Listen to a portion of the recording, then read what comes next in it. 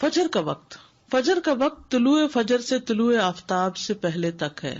طلوع فجر سے یعنی فجر کے پھوٹنے سے سورج کے طلوع ہونے سے پہلے تک.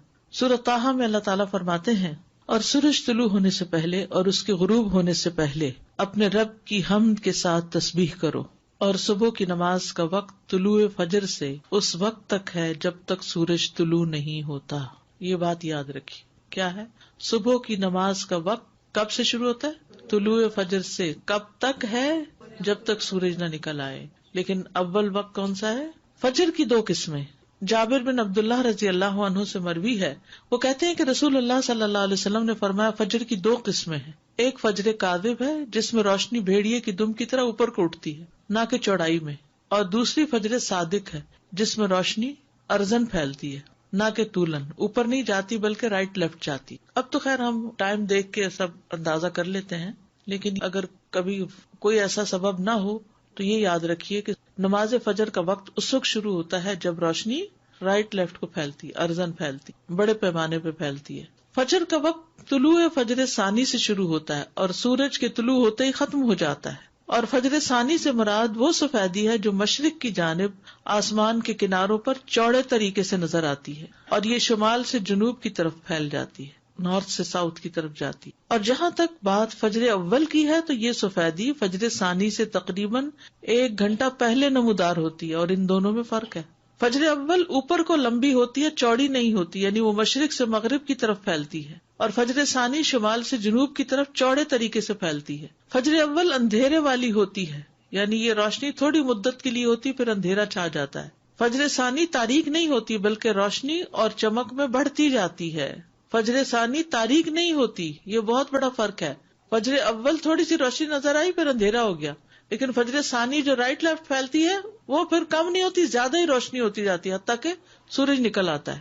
فجر ثانی آسمان کے ساتھ متصل ہوتی ہے، اس کے اور آسمان کے کناروں کے درمیان اندھیرا نہیں ہوتا، اور فجر اول آسمان کے کناروں سے کٹی ہوئی ہوتی ہے اور اس کے اور آسمان کے کناروں کے درمیان اندھیرا ہوتا ہے. اول وقت. عبداللہ ابن عمرو ابن العاص سے روایت ہے، انہوں نے کہا کہ رسول اللہ صلی اللہ علیہ وسلم سے نمازوں کے اوقات کے بارے میں پوچھا گیا تو آپ نے فرمایا فجر کی نماز کا وقت اس وقت تک ہے جب تک سورج کا پہلا کنارہ نہ نکلے. اندھیرے میں نماز. ابو برزہ رضی اللہ عنہ سے روایت ہے کہ نبی صلی اللہ علیہ وسلم صبح کی نماز ایسے وقت میں پڑھتے کہ ہم میں سے کوئی آدمی اپنے پاس بیٹھے ہوئے کو پہچان لیتا تھا، اور آپ اس نماز میں 60 سے 100 آیات تلاوت فرماتے تھے. حضرت عائشہ کہتی ہیں انہوں نے فرمایا کہ مومن عورتیں رسول اللہ صلی اللہ علیہ وسلم کے ہمراہ فجر کی نماز میں چادریں اوڑھے ہوئے شریک ہوتی تھیں. نماز سے فراغت کے بعد وہ اپنے گھروں کو ایسے وقت میں واپس لوٹتی کہ انہیں رات کی تاریکی کی وجہ سے کوئی پہچان نہیں سکتا تھا. اس سے کیا پتا چلتا ہے کہ نبی صلی اللہ علیہ وسلم فجر کی نماز اندھیرے میں ہی پڑھ لیتے تھے، حتیٰ کہ جب نماز ختم ہوتی تو اس وقت بھی اندھیرا ہوتا تھا، حالانکہ طویل کی رات کی ہوتی تھی. یعنی آپ یوں سمجھیے کہ اذان کے ساتھ ہی پھر نماز شروع کر دی جائے، تب یہ ہو سکتا ہے. ما یعرفن من الغلس، یعنی نبی صلی اللہ علیہ وسلم اول وقت میں نماز ادا کرتے اور عورتیں جب نماز کے بعد واپس جاتی تو اپنے کپڑوں میں لپٹی ہوتی تھی. ان کو کوئی اندھیرے کی وجہ سے نہیں پہچان سکتا تھا کیونکہ ابھی اندھیرا موجود ہوتا. جبکہ دوسری حدیث میں کہ آپ سلام پھیرتے تو ہر کوئی اپنے ہم مجلس کو پہچان لیتا، اور یہاں آیا کہ اندھیرے کی وجہ سے پہچانی نہیں جاتی. تو یہ بات معلوم ہے کہ ان دونوں حالتوں میں فرق ہے کہ آدمی کسی کے پہلو میں بیٹھا ہو اور کوئی اس سے دور ہو، ان دونوں باتوں میں فرق ہوتا ہے. تو قریب میں بیٹھا شخص اندھیرے کے باوجود پہچان لیا جاتا ہے، جبکہ دور کوئی شخص ہو تو وہ نہیں پہچانا جاتا. دور کوئی شخص ہو تو نہیں پہچانا جاتا.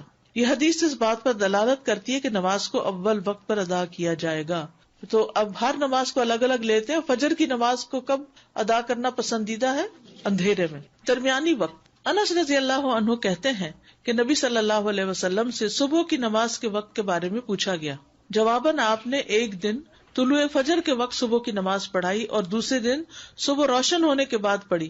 پھر پوچھا صبح کی نماز کے بارے میں دریافت کرنے والا کہاں ہے؟ پھر وضاحت کرتے ہوئے فرمایا کہ اس نماز کا وقت ان 2 اوقات کے درمیان ہے، اور فجر کا وقت ہے جب تک سورج طلوع نہ ہو. وقت الفجر ما لم تطلع الشمس، فجر کو روشن کر کے پڑھنا. محمود بن لبید نے اپنے انصاری قوم کے کئی صحابہ سے بیان کیا ہے کہ رسول اللہ صلی اللہ علیہ وسلم نے فرمایا، فجر کی نماز پڑھنے کے ساتھ یعنی پڑھتے پڑھتے تم جس قدر بھی روشنی کرو گے وہ تمہارے لیے ثواب میں اضافے کا ذریعہ ہے، یعنی ٹائم اچھا لگا اس میں۔ فجر کو روشن کرنے کا مطلب، جو سمجھتا ہے کہ فجر کو اندھیرے میں پڑھنا افضل ہے وہ اس حدیث کو تاخیر پر محمول کر رہا ہے کہ فجر کی ابتدا کی خوب تحقیق کر لے کہ واقعی یقین ہو جائے کہ فجر طلوع ہو گئی، یا وہ جو اس حدیث کو چاندنی راتوں کے ساتھ خاص کرتا ہے کیونکہ چاندنی راتوں میں طلوع فجر کی ابتدا کو نہیں پہچانا جا سکتا، تو انہیں احتیاط کرتے ہوئے کچھ انتظار کر کے نماز پڑھنے کا حکم دیا کہ ایسا نہ ہو کہ طلوع فجر سے پہلے ہی نماز ادا کر لیں، یا اسے نماز کو لمبا پڑھنے پر محمول کیا جاتا ہے۔ اور یہ بات اس حدیث کے ساتھ زیادہ موافق ہے جس میں ہے کہ فجر کی نماز میں تم جیسے جیسے سفیدی کرو گے یہ اجر کو بڑھاتی جائے گی، لمبی پڑھیں گے تو تبھی روشنی ہوگی۔ طلوع آفتاب سے پہلے پہلے نماز پڑھنا، سورج نکلنے سے پہلے پہلے نماز پڑھنا۔ جریر بن عبداللہ رضی اللہ عنہ سے روایت ہے، انہوں نے کہا، ہم لوگ نبی صلی اللہ علیہ وسلم کے پاس تھے کہ آپ نے 14ویں رات کے چاند کی طرف دیکھا، پھر فرمایا، خبردار، تم قیامت کے دن اپنے رب کو اسی طرح دیکھو گے جس طرح اس چاند کو دیکھ رہے ہو، تمہیں اسے دیکھنے میں کوئی دشواری یا اشتباہ نہیں ہوگا، لہٰذا اگر تم میں استطاعت ہو تو سورج کے طلوع ہونے سے پہلے اور اس کے غروب ہونے سے پہلے کی نمازوں سے مغلوب نہ ہو جاؤ تو ایسا ضرور کرو۔ ابو ہریرہ سے روایت ہے کہ رسول اللہ صلی اللہ علیہ وسلم نے فرمایا، جس نے سورج کے طلوع ہونے سے پہلے فجر کی 1 رکعت پا لی تو تحقیق اس نے صبح پا لی۔ 1 رکعت جو بھی پا لے وہ پوری نماز ادا کرے۔ ابو ہریرہ سے مروی ہے کہ اگر تم میں سے کوئی سورج غروب ہونے سے پہلے نماز عصر کی پہلی رکعت پڑھ لے تو وہ اپنی نماز کو جاری رکھتے ہوئے مکمل کرے، اسی طرح جو آدمی سورج طلوع ہونے سے پہلے نماز فجر کی پہلی رکعت ادا کر لے تو وہ بھی اپنی نماز کو جاری رکھتے ہوئے مکمل کر لے۔ یہ نہ سوچے کہ اب سورج نکل رہا ہے تو مجھے اس وقت نہیں پڑھنی چاہیے، نہیں، قضا اس وقت بھی آپ پڑھ سکتے ہیں۔ وقت سے پہلے فجر پڑھنے کی حرمت، اور وہ کیا ہے؟ فجر صادق کے وقت نماز پڑھنا۔ فجر کی 2 قسمیں ہیں، فجر صادق ہے جس میں سحری کھانا حرام ہوتا ہے اور نماز فجر پڑھنا درست ہوتا ہے، اور فجر کاذب ہے جس میں نماز فجر کی ادائیگی حرام ہوتی ہے اور سحری کا کھانا درست ہوتا ہے۔ سمجھ آ گئی اس بات کی؟ فجر کو لیٹ پڑھنے کی ممانعت۔ شیخ ابن باز سے پوچھا گیا کہ ایک آدمی صبح کی نماز ادا کرنے میں جو کوتاہی کرتا ہے کیونکہ وہ جلدی جاگ نہیں پاتا، باقی تمام نمازوں کے فرائض وہ ان کے اوقات میں پڑھتا ہے، تو کیا یہ اس کا عمل قبول کر لیا جائے گا؟ کیا آپ کے پاس کچھ ایسی باتیں ہیں جن سے آپ اس کو کچھ نصیحت کریں؟ یہ بھی ہوتا ہے نا، بعض اوقات بچے ماں باپ کی بات نہیں سنتے تو پھر ان کو کہاں لے جایا جاتا ہے؟ کسی اسکالر کے پاس، کسی ایسے شخص کے پاس کہ جس سے وہ کچھ انسپائر ہو یا جس کا کچھ روب ہو اور وہ اس کی بات سن کے بات مان لیں۔ 1 رکعت آپ کی کمپلیٹ دونوں سجدوں کے بعد جب آپ اٹھ جاتے ہیں تب ہوتی ہے؟ جی استاذہ جی، فجر کی جو آخری رکعت بھی جو ابھی ہم نے پڑھا نا کہ آخری وقت میں اگر نماز مل رہی ہے تو اس کو مکمل کر لیں، جی تو سنت کے لیے پھر یہ کہ سورج پوری طرح نکلنے کا انتظار کریں پھر سنت ادا کریں؟ جی ہاں، آپ نے دونوں دفعہ کہا کہ 1 رکعت پڑھی ہو تو مکمل کریں، اگر ہم نے کچھ بھی نہیں پڑھا اور سورج نکل آ گیا یعنی کہ 7:30 ہو گئے جان نماز تک آتے آتے، پھر کیا حکم؟ پھر تو سورج نکلنے دیں اور پڑھیں۔ پھر ویٹ کریں گے؟ یعنی اگر ابھی سورج نکلا نہیں، مثلاً 7:30 پہ سورج نکل رہا ہے اور آپ نے نماز شروع کی ہے 7:25 پہ یا 26 پہ مثلاً، اور بائی دا ٹائم آپ سجدے تک پہنچے ہیں تو سورج نکلنا شروع ہو گیا، اب آپ کیا کریں گے؟ پوری کریں گے، چاہے سورج نکل رہا ہے پوری کریں گے، کیونکہ آپ نے جب شروع کی تھی سورج نہیں نکلا تھا، نکلنا شروع نہیں ہوا تھا، آپ نے پوری 1 رکعت سورج نکلنے سے پہلے ادا کر لی ہے تو دوسری بھی اب ادا کر لیجیے۔ وہ جو سورج کا کنارہ نکل آنے والی بات ہے نا، بس وہ وہاں پہ بالکل ایک کلیئر کٹ ہو جاتا ہے کہ سورج کا طلوع کیا چیز کاؤنٹ ہو رہی ہے کہ اس کا کنارہ نکل آیا، کیونکہ فرام دا ٹائم کہ اس کا شروع کا کنارہ نکلتا ہے ٹل دا ٹائم کہ پوری ڈسک نظر آتی ہے اس میں چند منٹ ہوتے ہیں، تو لوگ اس میں بعض اوقات کنفیوژن کرتے ہیں کہ نہیں اگر کنارہ ہی نکلا نا ابھی پورا تو نہیں نکلا، تو کنارہ نکلا مینس طلوع الشمس، سورج نکل آیا کا مطلب یہ ہے کہ اس نے اپنا آپ ظاہر کر دیا، چاہے پورا کیا یا تھوڑا کیا۔ ایگزیکٹلی، بس وہ یہ جو ڈسک کا معاملہ یہ اگر یاد رہے تو بہت واضح ہو جائے گی چیز۔ جی زیادہ یہ فجر صادق اور کاذب اس کا تھوڑا سا فرق اور تھوڑا سا واضح کریں، تھوڑا سا کنفیوژن۔ اگر بادل نہ ہو تو آپ فجر کا جو وقت لکھا ہوا نا کیلنڈر پر، اس سے 1 گھنٹہ پہلے اٹھ کے اپنی کھڑکی سے افق کو دیکھیں، مغرب کی طرف نہیں، مشرق کی طرف، کہ کیا آسمان پہ کوئی روشنی نظر آئی ہے۔ جو روشنی ایسے اوپر کو اٹھتی ہوئی تھوڑی سی نظر آتی ہے اور پھر اس کے بعد وہ غائب بھی ہو جاتی ہے تو وہ فجر کاذب ہوتی ہے، اس کے بعد نماز نہیں پڑھتے۔ وہ وقت ہوتا ہے جب سحری کھاتے ہیں، سحری کھانے کا وقت ہوتا ہے، جب روشنی نکلتی ہے اور آسمان پر وسیع طور پر ارزن پھیل جاتی ہے، تھوڑی تھوڑی آتی ہے لیکن پھیلتی وہ پھر زیادہ پھیل جاتی. تو یہ فجر کا وقت ہوتا ہے، یعنی فجر کاذب سحری کھانے کا وقت ہے، تہجد کا وقت ہوا. السلام علیکم ورحمۃ اللہ وبرکاتہ. میرا یہ سوال ہے کہ جب آخری 4 منٹ بھی رہ گئے اور 5 منٹ بھی رہ گئے، اس وقت ہم نے نماز شروع کی تو اس وقت تلاوت چھوٹی یا بڑی؟ آپ دیکھیے تو کامن سینس کی بات ہے، اگر اس نے لمبی تلاوت شروع کر دی تو اس کی تو 1 رکعت پوری نہیں ہوگی، اور اگر 1 رکعت پوری نہیں ہوئی اس وقت تو فکر کس چیز کی ہونی چاہیے؟ 1 رکعت پوری ہو جائے، 1 رکعت پوری ہو جائے. سن بورن ہی سن رائز ہے، بورن کا مطلب ہے نظر آنے لگ گیا نا، چاہے تھوڑا سا نظر آنے لگا تو یہ رائز ہو گیا. اذان شروع ہو جاتی ہے تو کیا سحری ختم کر لیں یا رک جائیں؟ جیسے نفلی روزے رکھتے ہیں، کبھی کبھی ایسا ہوتا ہے ٹائم بہت کم ہوتا ہے تو آپ ٹائم دیکھ کر رکھے نا کتنا وقت، مطلب اذان کے وقت کھانا جائز نہیں؟ اذانوں کو چھوڑیں، اور شاید ہی کوئی مسجد ہو جو بالکل ایگزیکٹ ٹائم پر اذان دیتی ہو، کوئی نہ کوئی آگے پیچھے، پہلے تو نہیں لیکن بعد میں تھوڑا بہت ہو جاتا ہے. تو جو وقت ہے نا یعنی فجر طلوع ہونے کا، اس پر آپ بند کر دیں، اذان ختم ہونے کا انتظار نہ کریں، اس سے پہلے ختم کر دیں. کیونکہ کچھ مؤذن تو اتنی لمبی اذان دیتے ہیں کہ ہو سکتا ہے 10 منٹ لگ جائے ان کی اذان کو. تو بات یہ ہے کہ کسی بھی مسلمان کے لیے جائز نہیں کہ وہ فجر کی نماز میں سستی کرے، فجر ہو یا فجر کے علاوہ کوئی اور نماز ہو. تمام نمازوں کی حفاظت، ان کے اوقات کی حفاظت، جماعت سے پڑھنے کی حفاظت ہونی چاہیے. ظہر کا وقت نصف النہار کے بعد سے عصر سے پہلے تک ہے. نہار کا مطلب ہوتا ہے دن اور نصف کا مطلب آدھا دن. جیسے سورج 7 بجے نکلا اور 5 بجے غروب ہوا تو نصف کہاں ہو گیا؟ 12 بجے. عبداللہ ابن عمر رضی اللہ عنہ سے مروی ہے، انہوں نے کہا کہ رسول اللہ صلی اللہ علیہ وسلم نے فرمایا ظہر کا وقت زوال شمس کے وقت ہوتا ہے. ظہر کا وقت زوال شمس یعنی سورج کے زوال کے ساتھ ہوتا ہے، جبکہ ہر آدمی کا سایہ اس کی لمبائی کے برابر ہو. ہر آدمی کا سایہ اس کی لمبائی کے برابر ہو. یہ اس وقت تک رہتا ہے جب تک عصر کا وقت نہ ہو جائے، یعنی سایہ اس وقت تک نہیں رہتا، وقت اس وقت تک رہتا ہے جب تک عصر نہ ہو جائے. اول وقت انس بن مالک رضی اللہ عنہ سے روایت ہے کہ ایک دفعہ رسول اللہ صلی اللہ علیہ وسلم سورج ڈھلنے پر تشریف لائے اور ظہر کی نماز پڑھائی. آخری وقت پھر جب تم ظہر پڑھو تو عصر ہونے تک اس کا وقت ہے. ظہر جلدی پڑھنا. ظہر کی نماز کے حوالے سے اصل اور مستحب بات یہ ہے جس پر سب کا اتفاق ہے کہ اس کو جلدی پڑھا جائے، وقت داخل ہوتے ہی پڑھ لیا جائے اور اسے اس کے اول وقت میں ادا کیا جائے. جابر بن سمرہ رضی اللہ عنہ سے روایت ہے کہ انہوں نے نبی صلی اللہ علیہ وسلم سے روایت کیا کہ نبی صلی اللہ علیہ وسلم ظہر کی نماز اس وقت پڑھتے تھے جب سورج ڈھل جاتا تھا. گرمی کی شدت میں بھی ظہر جلدی پڑھنا. محمد ابن عمر جو کہ حسن بن علی بن ابی طالب کے بیٹے ہیں کہتے ہیں کہ ہم نے جابر رضی اللہ عنہ سے نبی صلی اللہ علیہ وسلم کی نمازوں کے اوقات پوچھے تو انہوں نے کہا آپ ظہر کی نماز سخت گرمی کے وقت میں پڑھا کرتے تھے، یعنی زوال کے بعد اول وقت میں پڑھتے تھے.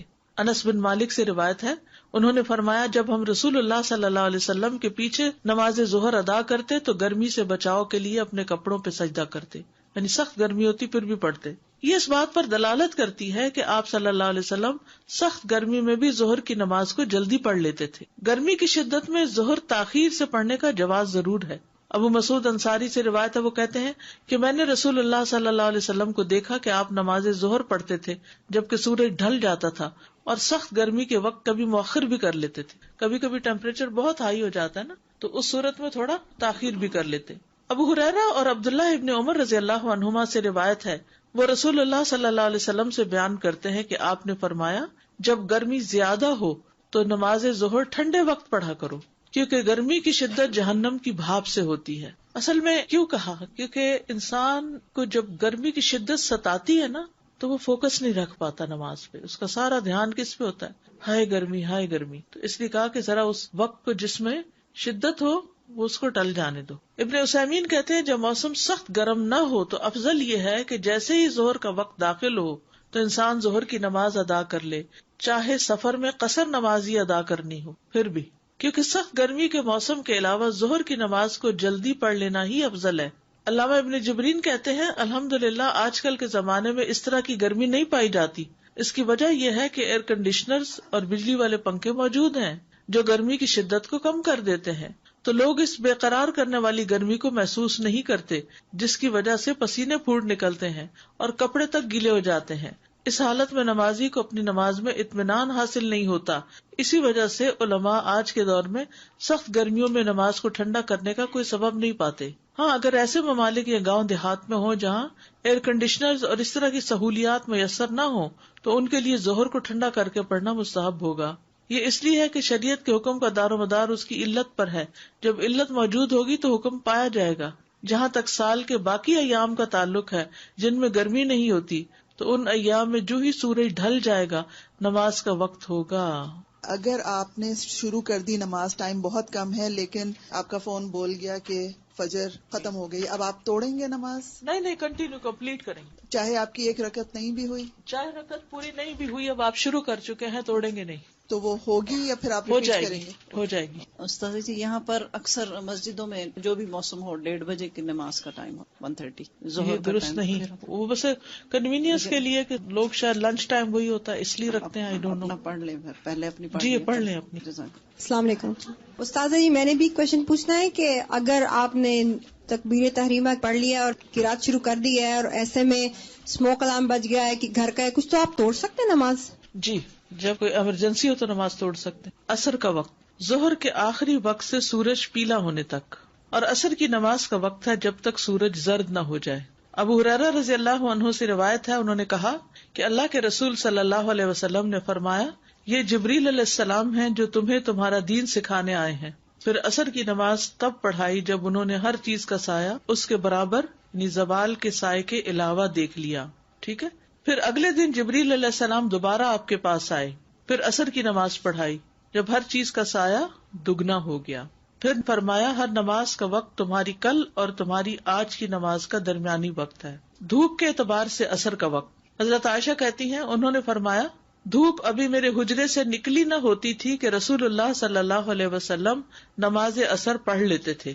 یعنی ایسا ہوتا نا کہ جب سورج غروب ہو رہا ہوتا تو ونڈوز میں دھوپ اندر آ رہی ہوتی، تو کہتے کہ ابھی دھوپ آ ہی رہی ہوتی تھی کہ آپ واپس بھی آ جاتے تھے.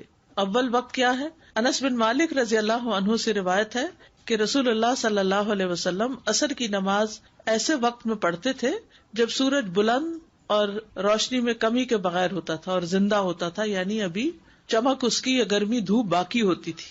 اوالی کی طرف جانے والا عصر پڑھ کر چلتا اور اوالی جو ہے مدینہ کے بالائی حصے کی بستیوں میں پہنچتا تو سورج ابھی بلند ہوتا. یہ بستیاں مدینہ سے 2 یا 8 میل کی مسافت پر تھی، یعنی مسجد نبی سے نماز پڑھ کر اپنی اس بستی تک پہنچ جاتے جب بھی ابھی سورج جو ہے وہ بلند ہی ہوتا تھا، غروب کے قریب نہیں ہوتا تھا. درمیانی وقت. ابو موسیٰ رضی اللہ عنہ سے روایت ہے کہ ایک سائل نے نبی صلی اللہ علیہ وسلم سے اوقات نماز کے بارے میں سوال کیا، مگر آپ نے اسے کوئی جواب نہ دیا حتیٰ کہ بلال کو حکم دیا تو انہوں نے عصر کے لیے آذان اور اقامت کہی جبکہ سورج سفید اور اونچا تھا. اور جب اگلا دن ہوا تو آپ نے عصر پڑھی جبکہ سورج زرد ہو گیا تھا، یا کہا کہ جب شام ہو گئی. پھر آپ صلی اللہ علیہ وسلم نے فرمایا، کہاں ہے نماز کے اوقات پوچھنے والا؟ نماز کا وقت ان 2 اوقات کے مابین ہے. آخری وقت عصر کا وقت جب تک سورج زرد نہ ہو جائے. اضطراری وقت، مجبوری کا وقت. ابو ہریرہ سے روایت ہے کہ رسول اللہ صلی اللہ علیہ وسلم نے فرمایا، اگر تم میں سے کوئی سورج غروب ہونے سے پہلے عصر کی نماز کا ایک سجدہ پا لے تو اس کو چاہیے کہ وہ اپنی نماز کو جاری رکھتے ہوئے مکمل کرے. اب آپ کے سوال کا جواب اس میں آ گیا. ٹھیک ہے، کیا سوال تھا؟ کہ ابھی نماز شروع ہی کی تھی کہ وہ گھڑی سے الارم بج گیا کہ سورج نکل گیا یا سورج غروب ہو گیا. تو آپ دیکھیے حدیث دوبارہ، اگر تم میں سے کوئی سورج غروب ہونے سے پہلے عصر کی نماز کا ایک سجدہ پا لے، ابھی 2 نہیں ہوئے، 2 سے رکعت پوری ہوتی، تو اس کو چاہیے کہ وہ اپنی نماز کو جاری رکھتے ہوئے مکمل کرے. نماز توڑنی نہیں، اب اس کو کنٹینیو کرے. عصر اول وقت پڑھنا چاہیے. انس بن مالک رضی اللہ عنہ سے روایت ہے، کہتے ہیں کہ ہم عصر کی نماز پڑھتے تھے، پھر جانے والا قباء جاتا، ان لوگوں کے پاس پہنچتا اور سورج ابھی اونچا ہوتا تھا. قباء مدینہ سے 2 میل کی مسافت پر ہے. انس بن مالک سے روایت ہے، انہوں نے کہا کہ رسول اللہ صلی اللہ علیہ وسلم نے ہمیں عصر کی نماز پڑھائی تو جب آپ فارغ ہوئے تو آپ کے پاس بنو سلمہ کا ایک آدمی آیا اور کہا، اے اللہ کے رسول، ہم اپنے لیے اپنا اونٹ نہر کرنے کا ارادہ رکھتے ہیں اور ہم چاہتے ہیں کہ آپ بھی اس موقع پر موجود ہوں. آپ نے فرمایا ٹھیک ہے، اور آپ نکل پڑے. ہم بھی آپ کے ساتھ چل پڑے. ہم نے دیکھا اونٹ ابھی ذبح نہیں کیا گیا تھا، اسے ذبح کیا گیا، پھر اس کا گوشت کاٹا گیا، پھر اس میں سے کچھ پکایا گیا، پھر ہم نے سورج غروب ہونے سے پہلے اسے کھا لیا. اثر کی نماز جلدی پڑھی تو یہ کام بھی جلدی ہو گیا نا.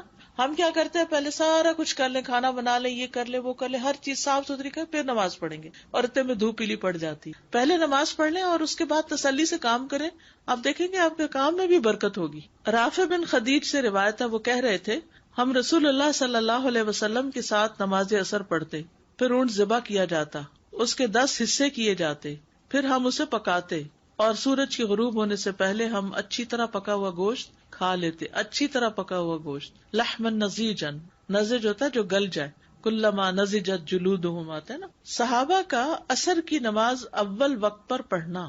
ابو امامہ بن سہل رضی اللہ عنہ بیان کرتے ہیں کہ ہم نے عمر بن عبدالعزیز کے ساتھ ظہر کی نماز پڑھی, پھر ہم باہر نکلے اور انس بن مالک رضی اللہ عنہ کی خدمت میں حاضر ہوئے, تو ہم نے انہیں اثر کی نماز پڑھتے ہوئے پایا.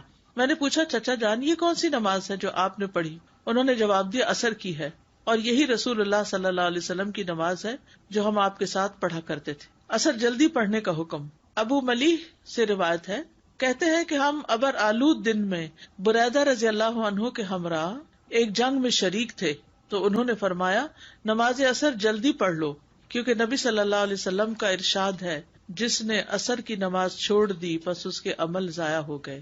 ایسا نہ ہو کہ لیٹ ہو اور اس کی وجہ سے نماز بھی ضائع اور عمل بھی ضائع. اثر کو لیٹ نہ کرنا. علاء ابن عبد الرحمن بیان کرتے ہیں کہ ہم ظہر کے بعد انس رضی اللہ عنہ کے ہاں گئے, وہ اٹھ کر نماز اثر پڑھنے لگ گئے. جب اپنی نماز سے فارغ ہوئے تو ہم نے ان سے جلدی نماز پڑھنے کا ذکر کیا, یا خود انہوں نے ذکر کیا تو کہا میں نے رسول اللہ صلی اللہ علیہ وسلم کو فرماتے ہوئے سنا یہ منافقین کی نماز ہے, یہ منافقین کی نماز ہے, یہ منافقین کی نماز ہے. ان میں سے ایک بیٹھا رہتا ہے حتیٰ کہ جب سورج زرد ہو جاتا ہے اور شیطان کے 2 سینگوں کے درمیان یا ان سینگوں کے اوپر ہوتا ہے تو اٹھ کر 4 ٹھونگے مارتا ہے اور اس میں تھوڑا ہی اللہ کا ذکر کرتا ہے. اور یہ ایک حقیقت ہے, جو نماز لیٹ ہوتی ہے اس میں انسان کی توجہ پوری طرح نماز کی طرف نہیں ہوتی. ایک اور روایت سے بھی پتہ چلتا ہے کہ منافق کی اثر لیٹ ہوتی ہے. رسول اللہ صلی اللہ علیہ وسلم نے فرمایا کیا میں تمہیں منافق کی نماز کے بارے میں نہ بتاؤں؟ وہ اثر کی نماز مؤخر کرتا رہتا ہے یہاں تک کہ سورج غروب ہونے کا وقت گائے کی انتڑیوں کی چربی کی طرح بکھرا ہوا ہوتا ہے, تو اس وقت اسے پڑھتا ہے. یعنی اس وقت آپ چھوٹی چھوٹی بدلیاں سی آ جاتی ہیں نا سورج کے آس پاس, غروب اور طلوع میں آپ دیکھیں کہ چھوٹے چھوٹے بادل کے ٹکڑے, تو اس کی طرف اشارہ ہے یہاں. یعنی بہت کلیئر اسکائی ہو تو پورے کا پورا بال نیچے جا رہا ہوتا, ورنہ اس کے اندر لمبی لمبی لہریں سی ہوتی ہیں بادلوں کی. اثر کی نماز فوت ہونے کا نقصان. نبی صلی اللہ علیہ وسلم نے فرمایا جس شخص نے نماز اثر چھوڑ دی اس کے اعمال باطل ہو گئے, یعنی اس کے تو عمل ہی ضائع ہو گئے. اثر کے فوت ہو جانے پر نبی صلی اللہ علیہ وسلم کی شدید ناراضگی. حضرت علی سے روایت ہے, کہتے ہیں کہ رسول اللہ صلی اللہ علیہ وسلم نے غزوہ احزاب کے دن فرمایا اللہ ان مشرکین کی قبروں اور ان کے گھروں کو آگ سے بھر دے, جس طرح انہوں نے ہمیں درمیانی نماز اثر سے روکا, یعنی جنگ میں مشغول رکھا حتیٰ کہ سورج غروب ہو گیا. اور جو لوگ خود اپنی مرضی سے غروب کر لیں, اتنی بڑی وعید ہے. تو کیا سمجھ میں آیا اثر کا وقت کب ہے؟ جب ظہر کا وقت ختم ہو رہا ہو, جب سایہ 2 مثل کے برابر ہو, تو پھر ظہر ختم اثر شروع, یعنی 1 مثل پہ شروع ہو جاتی ہے اور پھر اس کے بعد سورج پیلا پڑنے سے پہلے. آپ دیکھیں اثر کی نماز تب پڑھائی جب انہوں نے ہر چیز کا سایہ اس کے برابر, یعنی زوال کے سائے کے علاوہ دیکھ لیا, یعنی اصلی سایہ جو تھا کسی بھی چیز کا. تو یہاں اول وقت جو ہے شروع ہوتا ہے جب اس کے برابر ہو جاتا ہے سایہ, یعنی 1 مثل ہوتا ہے, 2 مثل نہیں, درمیانہ ٹائم ہو جاتا ہے پھر. اور دوسری یہ ہے کہ وہ میں جو آپ سے پوچھ رہی کہ نماز آپ نے شروع کر دی اور ٹائم ہو گیا, وہ اگر آپ سجدے میں پہنچے ہی نہیں ہیں, آپ بیچ میں ہی کہیں ہیں, نہیں اب شروع جو کر دی تو اب تو آپ کنٹینیو کریں جی, کیونکہ آپ نے تو یہی سوچ کے شروع کی ہوگی کہ 1 رکعت مل جائے گی. لیکن آج کل کیا ہو رہا ہے, ہر روز 2-3 منٹ کا فرق پڑ جاتا ہے, تو اس میں پھر انسان کو دھوکہ بھی لگ جاتا ہے. اور بعض اوقات تھوڑے اوقات میں 1-8 منٹ کا فرق بھی ہو جاتا ہے, اور 1 منٹ بڑی چیز ہوتی ہے. 1 منٹ میں انسان پورا قیام کر لیتا ہے بعض اوقات قل واللہ کے ساتھ. نماز کے دیگر احکام. فرض نماز کی رکعات, سنتیں اور نوافل, ان کے دلائل. ابتدائی اسلام میں 2 رکعات کی فرضیت. حضرت عائشہ سے مروی ہے, وہ کہتی ہیں کہ شروع میں 2 رکعت نماز فرض ہوئی. جب آپ صلی اللہ علیہ وسلم مدینہ تشریف لائے تو آپ نے ہر نماز اس طرح پڑھی کہ اس کے ساتھ اتنی ہی نماز اور ملا دی, یعنی مکہ میں 2 رکعتیں پڑھتے تھے, اور پھر مدینہ میں آ کر 2 کے ساتھ 2 اور ملا دی, سوائے نماز مغرب کے کہ وہ دن کی نماز کو وتر یعنی طاق کرنے والی ہے. یعنی سورج نکلنے سے پہلے سے لے کر غروب ہونے تک دن ختم ہو جاتا ہے نا، یعنی طلوع فجر سے غروب آفتاب تک. تو دن کی نمازیں جو ہیں ان کو وتر کرنے کے لیے مغرب کی نماز 4 رکعت کی بجائے 3 رکعت ہے، سوائے نماز مغرب کے کہ وہ دن کی نماز کو وتر کرنے والی ہے، اور نماز فجر کے کہ اس میں لمبی قرات کی جاتی ہے تو 2 رکعتیں رکھی گئی. اور جب آپ صلی اللہ علیہ وسلم سفر کرتے تو آپ اپنی سابقہ نمازوں کی طرف لوٹ جاتے، یعنی 2 رکعت نماز پڑھتے، قصر کرتے. اسی طرح ایک اور روایت میں آتا ہے، جابر بن زید سے روایت ہے، انہوں نے کہا کہ عائشہ رضی اللہ تعالی عنہا کہتی ہیں کہ آپ صلی اللہ علیہ وسلم مکہ میں 2 رکعت فرض پڑھا کرتے تھے، پھر جب آپ مدینہ تشریف لائے تو 4 اور 3 رکعت والی نمازیں فرض ہو گئیں، تو آپ صلی اللہ علیہ وسلم نے 2 رکعتیں پڑھنا ترک کر دیا اور نماز پڑھنی شروع کر دی، یعنی نئے حکم پر عمل کرتے ہوئے. اور مکہ میں پڑھی جانے والی 2 رکعتوں کو مسافر کے لیے مکمل نماز قرار دیا. تو فرض نمازیں 2 بھی ہیں، فجر کی 4 اور 4، ظہر عصر کی، اور مغرب کی 3 اور عشاء کی بھی 4 ہیں. تو 2، 3 اور 4 نمازیں جیسا کہ آپ جانتے ہیں کہ معراج کے موقع پر فرض کی گئی تھی. اور اس سلسلے میں طویل حدیث پیچھے آپ پڑھ چکے ہیں صحیح بخاری کی، جس میں آپ صلی اللہ علیہ وسلم اپنا معراج کا سفر بیان کرتے ہوئے فرماتے ہیں کہ مجھے سدرۃ المنتہا تک بلند کیا گیا، اور پھر رات اور دن میں 50 نمازیں فرض کی گئی. جب آپ واپس لوٹے تو موسیٰ علیہ السلام نے پوچھا کہ آپ کو کیا حکم دیا گیا ہے، تو آپ نے بتایا کہ 50 نمازوں کا. تو موسیٰ علیہ السلام نے کیا کہا تھا کہ آپ کی امت 50 نہیں پڑھ سکتی، جائیے اپنے رب سے تخفیف کروائیے. پھر آپ صلی اللہ علیہ وسلم لوٹ کر گئے تو اللہ تعالیٰ نے 10 نمازیں معاف کر دی. پھر واپس آئے تو موسیٰ علیہ السلام نے پھر یہی کہا. آپ پھر لوٹ کر گئے تو 10 اور معاف ہو گئی. پھر اسی طرح دوسری دفعہ، تیسری دفعہ، اور پھر اسی طرح جب آخری دفعہ نبی صلی اللہ علیہ وسلم 5 نمازوں کے ساتھ آئے تو موسیٰ علیہ السلام نے کہا میں بنی اسرائیل کا تجربہ کر چکا ہوں، آپ کی امت 5 بھی نہیں پڑے گی. تو آپ نے کہا کہ اب مجھے اپنے رب کے پاس جاتے ہوئے شرم آتی ہے. آپ نے فرمایا میں اپنے رب سے کئی دفعہ درخواست کر چکا ہوں، اب مجھے حیا آتی ہے، لہٰذا میں راضی ہوں اور اس کے حکم کو تسلیم کرتا ہوں. آپ نے فرمایا میں آگے بڑھا تو ایک منادی یعنی اللہ تعالیٰ نے آواز دی کہ میں نے اپنا حکم جاری کر دیا اور اپنے بندوں پر تخفیف بھی کر دی. اور ایک اور روایت سے پتہ چلتا ہے کہ اجر 50 نمازوں کا ہی ہے، جبکہ پڑھی 5 جائیں گی. ابن عباس کہتے ہیں کہ اللہ عز و جل نے معراج کے موقع پر اپنے نبی پر 50 نمازیں فرض کی تھی، پھر انہوں نے اپنے رب سے دعا کی تو اس نے انہیں 5 کر دیا. تو فرض نمازیں کتنی ہوئی؟ 5 نمازیں فرض ہیں. ابن محیریز سے مروی ہے کہ بنو کنانہ کے مخدجی نامی ایک شخص نے شام میں ابو محمد نامی ایک شخص کو کہتے ہوئے سنا کہ وتر واجب ہے. تو مخدجی نے کہا کہ میں عبادہ بن صامت کے پاس گیا اور انہیں ابو محمد کی بات بتائی تو عبادہ نے کہا کہ ابو محمد نے غلط کہا، میں نے رسول اللہ صلی اللہ علیہ وسلم کو سنا ہے آپ فرماتے تھے 5 نمازیں ہیں جو اللہ نے بندوں پر فرض کی ہیں، اور وتر کی نماز جو ہے وہ فرض نہیں ہے، ٹھیک ہے، وہ سنت مؤکدہ ہے اور وہ عشاء کی نماز کا حصہ بھی نہیں ہے. آگے آج ہم انشاءاللہ تفصیل پڑھیں گے تو وہاں آپ سارے دلائل مزید دیکھیں گے. انس بن مالک کہتے ہیں کہ ہمیں رسول اللہ صلی اللہ علیہ وسلم سے غیر ضروری طور پر کسی چیز کے بارے میں سوال کرنے سے روک دیا گیا، تو ہمیں بہت اچھا لگتا تھا کہ کوئی سمجھدار بدو آپ کی خدمت میں حاضر ہو اور آپ سے سوال کرے اور ہم بھی جواب سنیں. تو بہرحال ایک بدو آیا اور اس نے آپ سے کچھ سوال جواب کیے کہ آسمان کس نے بنایا، زمین کس نے بنائی، پہاڑ کس نے گاڑے. تو آپ نے فرمایا کہ سب کچھ اللہ نے کیا ہے. تو اس نے پھر کہا کہ قسم اس ذات کی جس نے آسمان بنایا اور زمین بنائی اور یہ پہاڑ نصب کیے، کیا اللہ ہی نے آپ کو رسول بنا کر بھیجا ہے؟ آپ نے جواب دیا ہاں. اس نے کہا آپ کے قاصد نے بتایا ہے کہ دن رات میں ہمارے ذمے 5 نمازیں ہیں. آپ نے فرمایا اس نے سچ کہا. تو اس حدیث سے بھی کیا پتہ چلتا ہے کہ فرض نمازیں 5 ہیں. اسی طرح ایک اور روایت ہے جو صحیح بخاری ہی کی ہے.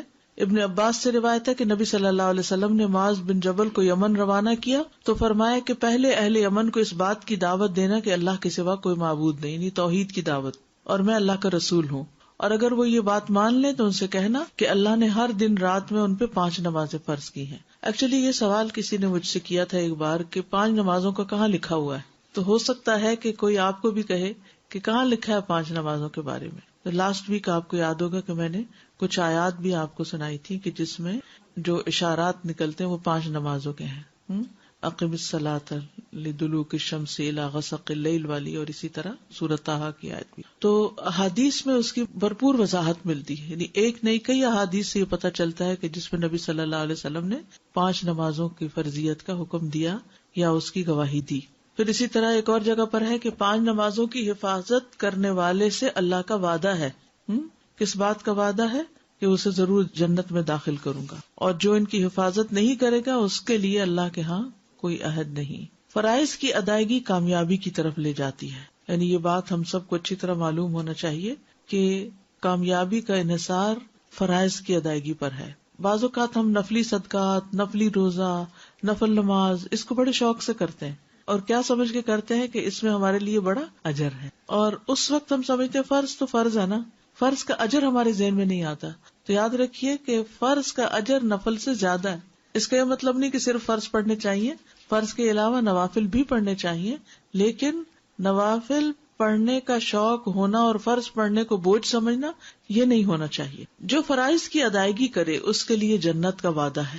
جابر رضی اللہ عنہ سے روایت ہے، وہ کہتے ہیں کہ نعمان بن قوقل نبی صلی اللہ علیہ وسلم کی خدمت میں حاضر ہوئے اور پھر کہا، اے اللہ کے رسول مجھے بتائیے، جب میں فرض نماز پڑھتا رہوں اور حرام کو حرام سمجھوں اور حلال کو حلال سمجھوں تو کیا میں جنت میں داخل ہو جاؤں گا؟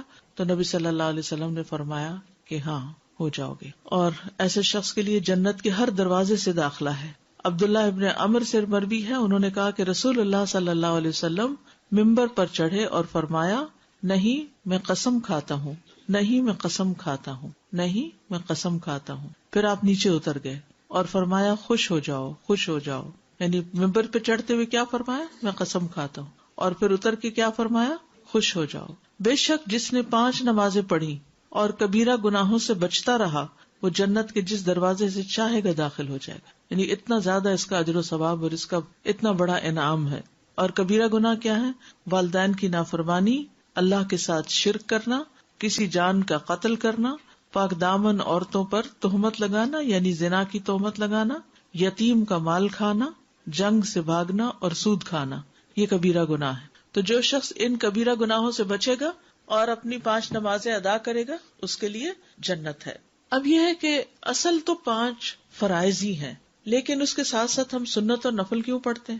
تو نوافل کی ادائیگی جو ہے یہ فرض کی کمی کو پورا کرتی ہے، یہ یاد رکھیے. یعنی جو نماز کے بعد سنت نمازیں ہیں یا نفل نمازیں ہیں یہ دراصل ہمارے فرائض کی کمی کو پورا کرتی ہیں. کیونکہ ہم انسان ہیں، پڑھتے ہوئے کوئی غلطی ہو سکتی ہے، کوئی بھول ہو سکتی ہے، کسی اصول کی خلاف ورزی ہو سکتی ہے.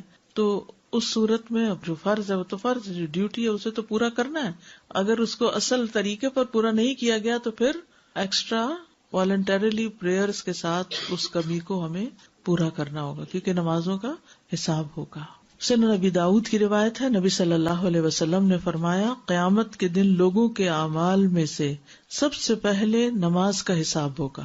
آپ نے فرمایا، ہمارا رب عز و جل فرشتوں سے فرمائے گا، حالانکہ وہ پہلے ہی خوب جاننے والا ہے، میرے بندے کی نماز دیکھو، کیا اس نے اس کو پورا کیا ہے یا اس میں کوئی کمی کی ہے. چنانچہ اگر وہ کامل ہوئی تو اس کے لیے پوری کی پوری لکھ دی جائے گی، پوری نماز لکھ دی جائے گی. اور اگر اس میں کوئی کمی ہوئی تو فرمائے گا کہ دیکھو کیا میرے بندے کے کچھ نوافل بھی ہیں.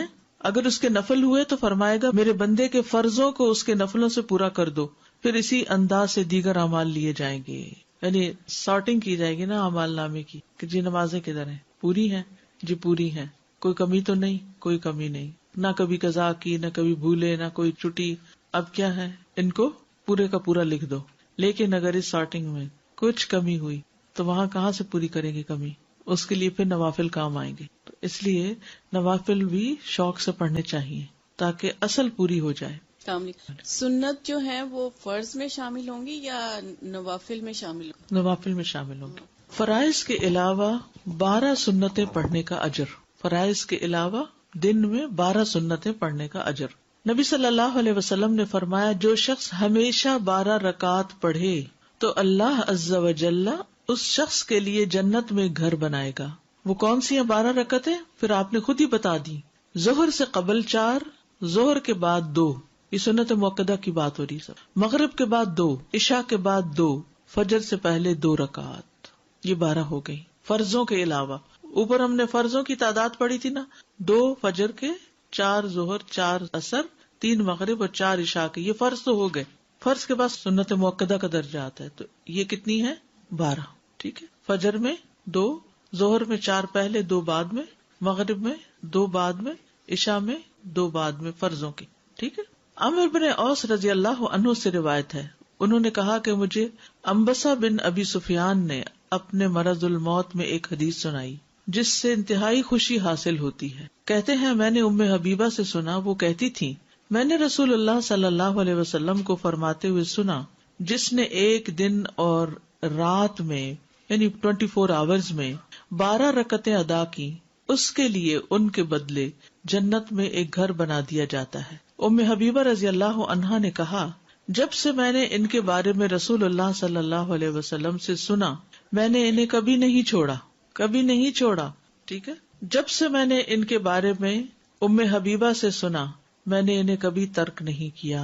اب ہم نے بھی ترک نہیں کری، پوری کوشش کرنی. اچھا، اس میں ایک گنجائشیں بھی آگے آپ دیکھیں گے کہ اگر کسی وجہ سے جیسے ظہر میں جلدی ہے، آپ نے فرض پڑھ لیے الوداع کے اندر ہی اور سنت سوچتے ہیں گھر جا کے پڑھیں گے، جب تک گھر پہنچے عصر کا وقت بھی قریب ہو گیا، تو آپ چاہے عصر کا وقت داخل ہو رہا ہے اندر باہر ہے تب بھی پڑھ سکتے ہیں. ایون اگر عصر کی نماز بھی پڑھ لی ہے پھر اس کے بعد بھی پڑھ سکتے ہیں، اتنی گنجائش ہے ان میں. ٹھیک ہے. لیکن پڑھنے کا اہتمام کرنا چاہیے. سنتیں گھر میں پڑھنا پسندیدہ ہے مردوں کے لیے بھی، تو آپ کے لیے بھی اگر آپ یہاں فرض پڑھ لیتے ہیں کہ دیر نہ ہو جائے تو جا کے گھر میں اپنی سنتیں ادا کیجیے. ابن عمر رضی اللہ عنہما سے روایت ہے، انہوں نے کہا کہ رسول اللہ صلی اللہ علیہ وسلم نے فرمایا اپنے گھروں میں اپنی کچھ نماز پڑھ لیا کرو اور انہیں قبرستان نہ بناؤ. گھروں میں نماز پڑھ لیا کرو، انہیں قبرستان نہ بناؤ. یعنی ساری نمازیں باہر ہی نہیں پڑھ کے آ جانی چاہیے، چاہے مسجد ہی کیوں نہ ہو. مسجد میں فرائض اور باقی گھر میں. سنت موقدہ اور غیر موقدہ. بعض اہل علم کے نزدیک سنت موقدہ سے مراد وہ سنتیں ہیں جنہیں نبی صلی اللہ علیہ وسلم نے ادا کیا اور ان پر ہمیشگی اختیار کی، جیسے رواتب سنتیں کا سنن الرواتب، یعنی جن کو چھوڑا نہیں آپ نے، جو فرض نماز سے پہلے اور بعد کی سنتیں اور وتر وغیرہ ہیں، جو ابھی اوپر آپ جن کی تفصیل پڑھی. اور سنت غیر موقدہ سے مراد مطلق سنتیں ہیں جن پر نبی صلی اللہ علیہ وسلم نے ہمیشگی اختیار نہ کی، ان کو غیر موقدہ کہتے ہیں. ٹھیک ہے. جیسے عصر سے پہلے کی 4 رکعتیں یا ظہر کے آخر میں 2 نوافل جن کو آپ کہتے ہیں. سنت موقدہ کون کون سی ہیں؟ فجر سے پہلے کی 2 سنتیں، ظہر سے پہلے کی 4 سنتیں، ظہر کے بعد کی 2 سنتیں، مغرب کے بعد کی 2 سنتیں، عشاء کے بعد کی 2 سنتیں. اور غیر موقدہ کون کون سی ہیں؟ ظہر کی 2 رکعتوں کے بعد کی 2 رکعتیں، عصر سے پہلے کی 4 رکعتیں، مغرب سے پہلے کی 2 ہلکی رکعتیں. آپ نے دیکھا ہوگا کہ حرم میں جب اذان ہوتی ہے مغرب کی تو سب لوگ کیا کرتے ہیں؟ 2 رکعت پڑھ لیتے ہیں. یہ غیر موقدہ ہے. تو جب ہمارے لوگ دیکھتے ہیں پہلی دفعہ تو پریشان ہوتے ہیں کہ مغرب سے پہلے بھی نماز ہوتی ہے، ہمیں تو پتہ ہی نہیں. پھر فجر کی رکعات کی تعداد 2 فرض رکعات. اب ان کے دلائل ہیں. قیس ابن عمر رضی اللہ عنہ بیان کرتے ہیں کہ رسول اللہ صلی اللہ علیہ وسلم نے ایک شخص کو دیکھا جو فجر کی نماز کے بعد 2 رکعتیں پڑھ رہا تھا. تو رسول اللہ صلی اللہ علیہ وسلم نے فرمایا صبح کی نماز 2 رکعتیں ہیں. تو اس شخص نے کہا میں نے فرض سے پہلے ہی 2 رکعتیں یعنی فجر کی سنتیں نہیں پڑھی تھی جو میں نے اب پڑھی ہیں. بس رسول اللہ صلی اللہ علیہ وسلم خاموش ہو گئے. ٹھیک ہے. تو فجر کے بعد رکعتیں نہیں ہیں الا یہ کہ آپ کی سنت رہ جائے. جیسے لاسٹ ٹائم بھی ذکر ہوا تھا نا نماز قضا کرنے کا، کہ اگر آپ اٹھے ہیں اور صرف 10 منٹ باقی ہیں تو آپ جلدی سے وضو کر کے فرائض ادا کر لیتے ہیں، پھر سورج نکلنے کا انتظار کرتے ہیں. جب وہ بلند ہو جاتا ہے تو 2 سنتیں جو آپ کی چھوٹ گئی تھی فجر کی وہ آپ اس وقت ادا کر لیتے ہیں. ٹھیک ہے. فرض سے پہلے 2 سنتیں. حضرت حفصہ کہتی ہیں کہ جب مؤذن اذان دیتا ہے اور فجر طلوع ہو جاتی، جب مؤذن اذان دیتا اور فجر طلوع ہو جاتی تو آپ صلی اللہ علیہ وسلم 2 رکعتیں پڑھتے تھے. یہ کون سی سنتیں ہیں؟ موقدہ کون سی؟ فجر کی. فجر سے پہلے کی 2 سنتیں. نبی صلی اللہ علیہ وسلم کا کسی بھی حالت میں یہ سنتیں نہ چھوڑنا، یہ جو فجر کی 2 سنتیں ہیں. قابوس اپنے والد سے روایت کرتے ہیں، انہوں نے کہا کہ میرے والد نے ایک عورت کو عائشہ رضی اللہ عنہا کی طرف بھیجا تاکہ وہ ان سے سوال کرے کہ کون سی نماز رسول اللہ صلی اللہ علیہ وسلم کو زیادہ محبوب تھی کہ جس پر آپ ہمیشگی کرتے تھے. انہوں نے کہا وہ نماز جو آپ کسی صورت نہ چھوڑتے، خاص صحت مند ہوتے یا مریض ہوتے یا سفر میں ہوتے یا مقیم ہوتے، وہ فجر سے پہلے کی 2 رکعتیں ہیں. کب کب نہیں چھوڑتے تھے؟ نہ صحت کی حالت میں، نہ بیماری کی حالت میں، نہ سفر کی حالت میں، نہ قیام کی حالت میں. کبھی بھی نہیں یہ 2 رکعتیں چھوڑی. ان کی اتنی زیادہ امپورٹنس ہے. بہت اجر و ثواب بھی ہے، کیونکہ اگلی حدیث سے آپ دیکھ کے پتہ چلے گا کہ یہ دنیا و ما فیہا سے بہتر ہے. حضرت عائشہ رضی اللہ عنہا نبی صلی اللہ علیہ وسلم سے روایت کرتی ہیں کہ آپ نے فرمایا فجر سے پہلے کی 2 رکعتیں دنیا اور جو کچھ اس میں ہے اس سے بہتر ہے. یہ بتائیے دنیا میں کیا کیا. ایک دن کسی نے مجھے ایک میسج بھیجا جس میں انہوں نے دنیا کا جو سب سے امیر ترین انسان ہے اس کو کھڑا دکھایا، اس کا شاید کوئی پراپرٹی جگہ تھی اس کے پاس، پھر نمبر 2، پھر نمبر 3، پھر 4 اور 5ویں نمبر پہ ایک بندے کو سجدہ کرتے ہوئے دکھایا، اور نیچے حدیث لکھی تھی کہ طلوع فجر کے وقت 2 رکعت نماز پڑھنا کیا ہے، دنیا اور جو کچھ اس میں ہے. سب بلینئر سے بڑھ کر آپ بلینئر ہر روز ہو جاتے ہیں اگر آپ یہ 2 رکعتیں پڑھ لیتے ہیں. اتنا بڑا اجر و ثواب کماتے ہیں. لیکن کبھی ہم اٹھے دیر سے ہیں اور کبھی کچھ نہیں. ان کی حفاظت کرنی چاہیے اور ان کی ادا کرنے کا شوق ہونا چاہیے. ان کی اہمیت کی وجہ سے آپ دیکھیے کہ صحیح مسلم کی روایت میں آتا ہے نبی صلی اللہ علیہ وسلم نے طلوع فجر کے وقت 2 رکعتیں نماز پڑھنے کے بارے میں فرمایا کہ ان کو پڑھنا میرے نزدیک ساری دنیا سے زیادہ محبوب ہے. ساری دنیا سے زیادہ محبوب ہے ان کو پڑھنا. اب دنیا کی اپنی محبوب چیزیں، جو بھی پیاری پیاری چیزیں ہیں، آپ کو ان سب کی لسٹ بنا لیجئے اور اس کے ایکول ان 2 رکعتوں کو رکھ لیجئے. دیکھیے والذین آمنوا اشد حبا للہ، انسان کو انسانوں سے بھی محبت ہوتی ہے، ان کی ملاقات کا بھی شوق ہوتا ہے، ان کے پاس بیٹھ کے بھی مزہ آتا ہے، سب باتیں اپنی جگہ ہیں. لیکن جب اللہ تعالیٰ بلا لیتے ہیں تو جو واقعی محبت کرتا ہوگا اللہ سے، اس کا دل بے چین ہو جائے گا. نماز کا وقت شروع ہوتے ہی دل بے چین ہو جائے گا، پھر اس کا دل نہیں لگے گا کسی اور سے باتیں کرنے میں، پھر وہ کہے گا کہ میں جلدی جاؤں اور اپنے رب سے ملاقات کروں. اس معیار پہ ہم نے اپنے دلوں کو لانا ہے. یہ نہیں کہ جو دنیا کے کام ہے ان میں اتنی دلچسپی، اتنی گہرائی، اچھا یہ کر لوں، یہ کر لوں، یہ کر لوں، نہیں. پھر فجر کی یہ سنتیں